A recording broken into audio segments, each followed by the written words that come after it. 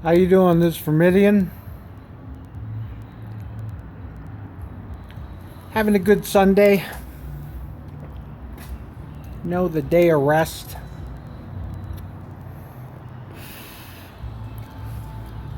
There was this veteran who said to me, "You're not even a veteran if you don't believe in my God." Yeah. That's how deep religion affects people. They will deny you and betray you if you aren't some kind of converted image lifting their ideals higher than your own personal service. You have to become like they are. Some kind of mirrored image. And everyone loves that. That's what life's about.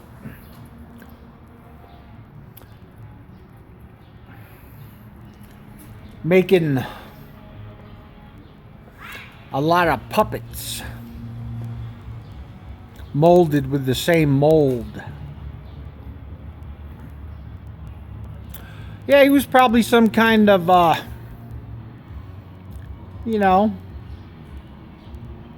non-combat person in the military, no doubt. From my opinion,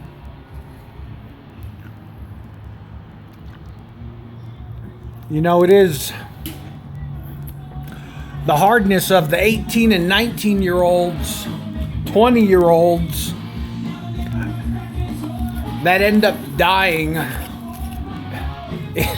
in conflicts across the world, whatever happens, between 20 and 30 even. The average age of the military servant.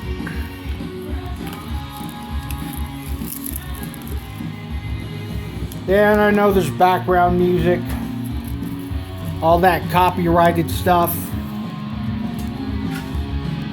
Yeah, have some free advertising.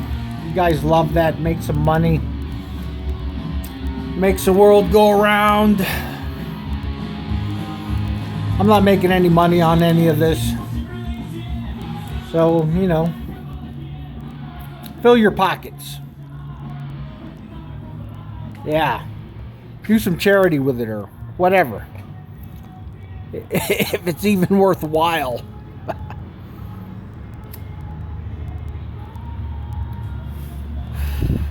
Anyway, the art of war. In seeing the messages that are out there in the world. The world is consumed by movies and books. The majority of them are fiction. You could even say all these scientists with their theories, like evolution and trying to measure how old the universe is or how old the earth is. That's all fine and well, but there are scientists out there that say, we can't live long enough to even justify our theory. But we can, try to put some numbers together because everyone wants some kind of answer.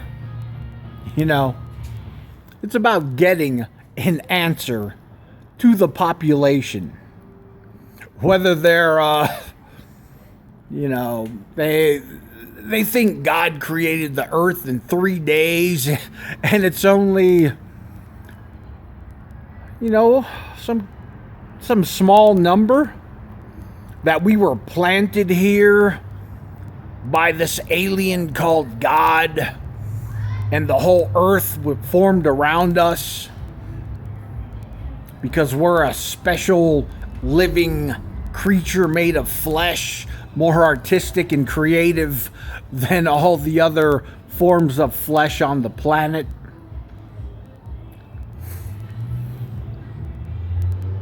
Yeah, that's a great thing to put faith into.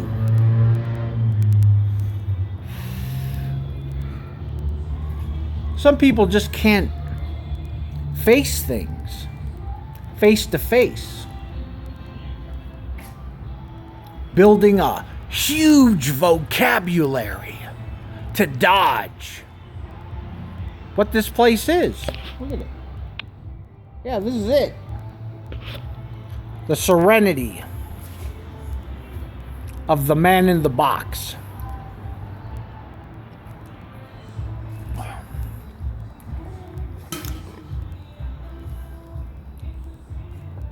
To see people that haven't studied war.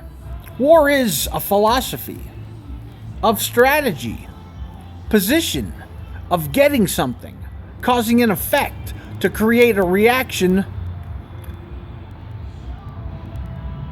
visible to yourself or whatever you want to see. Hey Stacy, how you doing? Just shooting another video. Yeah, on my phone instead of my rig. Have a good day, Stacy. Anyway, the study of war and someone who puts time into the study of war. You understand how someone who is not skilled in war reacts if you gather enough information. Whatever the standard profile is, 30 days, 90 days before you have a successful projection of predictable behavior. Or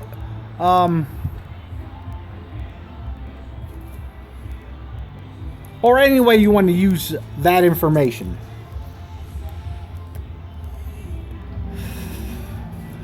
And if you do that over and over, hi, how you doing? If you do that over and over, you get better at it. You know, it's strategic analysis. There's analytics for business, for the YouTube channels, for advertising campaigns. And if you know how to read the numbers. So if you do analytics on social behavior, you have a better understanding of how people are going to react to you, whether you want to play weak or strong. The art of war says play weak when you are strong. Because someone who thinks they're stronger than you, they always move the rook or the knight or the bishop.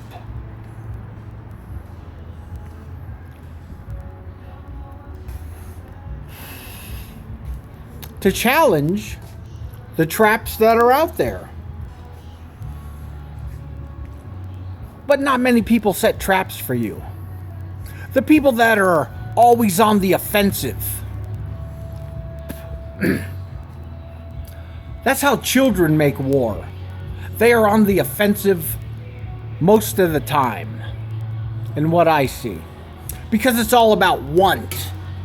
There's so much desire to get what you want before exercising patience to wait and see the outcome of a trap. A trap of words, image, position. And all of this changes the environment around you. If you are in a group that want some kind of conversion, and how fast they switch to words of betrayal, how fast they'll betray you if you just deny them one thing. You deny them to their face, straightforward. They immediately betray you. The instance of it.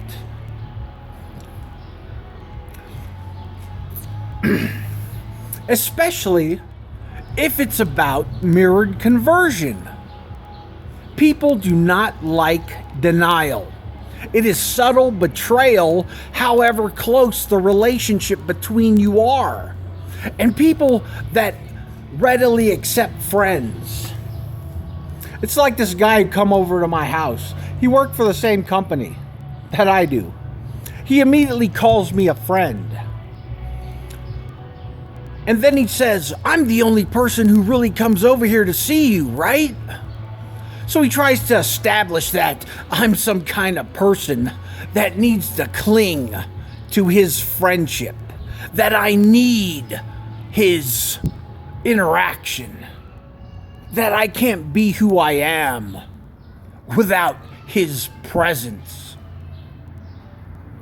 So he starts asking me for rides all over the city, asking me for things in my house, asking me to do things for him, to give him my Wi-Fi password. He asked me for everything he can as soon as he made his position of how he wanted to present himself to me. And I only knew him for 2 weeks. That was it. So somebody who doesn't know how to make war, they're on the offense all the time.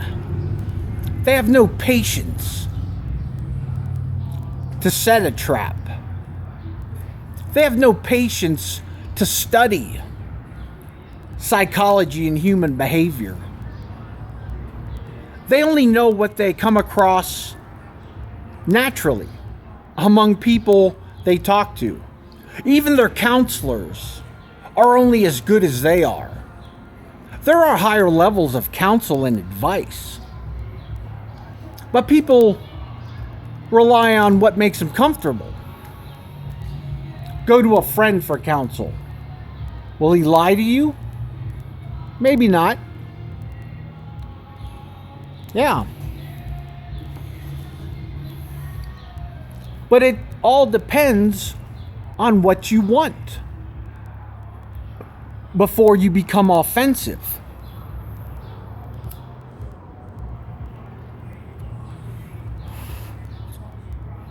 People with a lot of dependence, they are the most greedy people there are. They have so much riding on their name, so much attached to them in life, that they are the most greedy around the world. A person who walks alone, he knows he can gather all the money he wants. But money isn't any good unless you put it to use, unless you have a purpose for it.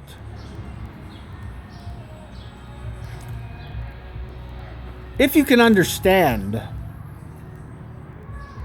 those social statistics, the more you gather to yourself, the more you have to take care of. And you measure your ability to handle the responsibility of it. The more risks you take for your dependence, even if you compromise your integrity, well, you'll lose it all. And there are people out there that are so greedy, they will lose it all. They have no concept of war.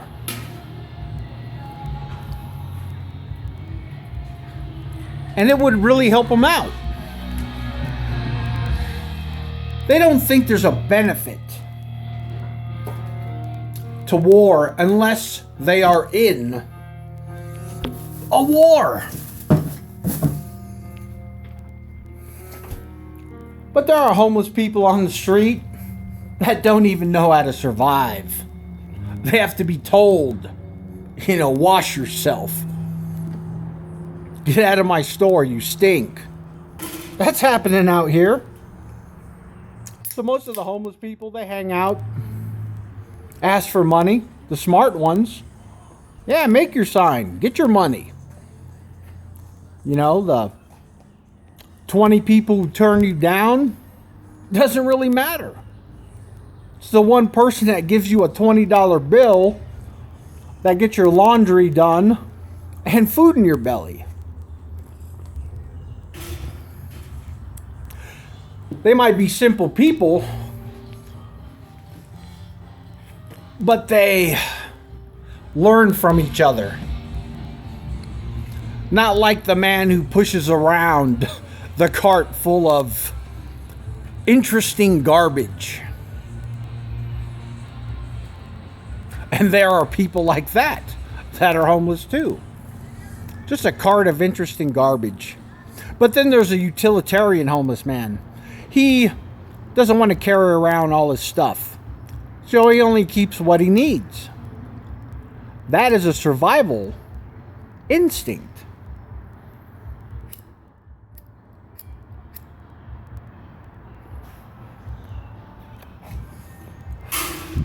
So if you've understood what war and understanding war can do for you, and how these groups of people are, if you've understood any of the balance of the information I provided,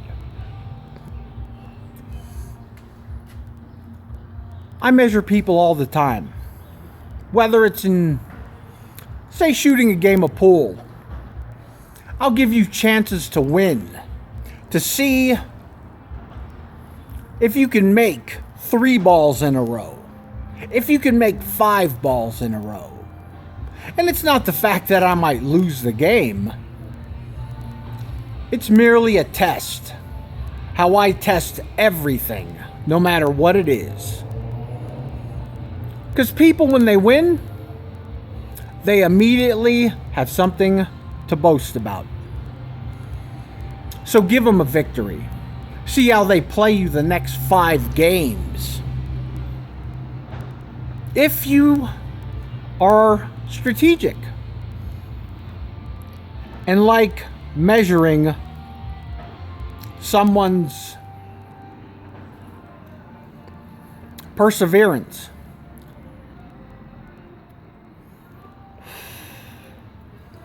You know, just because someone is violent doesn't mean there's any fear.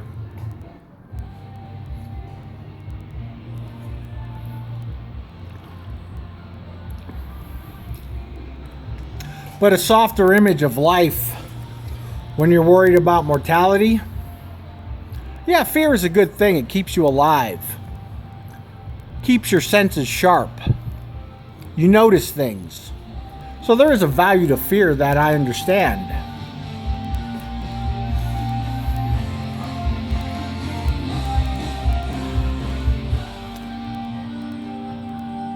So what is viral enough out here that everybody wants it?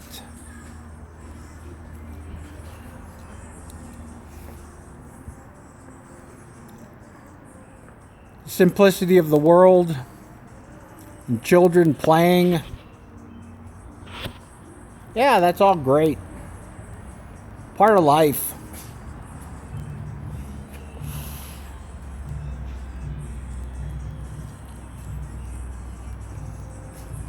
They can have the world, inherit it. Even if they kill all the elephants and tigers. Sure, they'll still have rabbits. You know, we could have entire zoos filled with nothing but rabbits. And maybe some rats. Small dogs around here, nothing but big rats. Yeah. It's good, you know, good companionship. I don't know, a dog is so small, it should be labeled a rat. Because if you're going to have a dog, you need a big one. Yeah. Just so your neighbors know if it craps in the grass, they can see it. That's just common courtesy. Get a big dog. Make things obvious.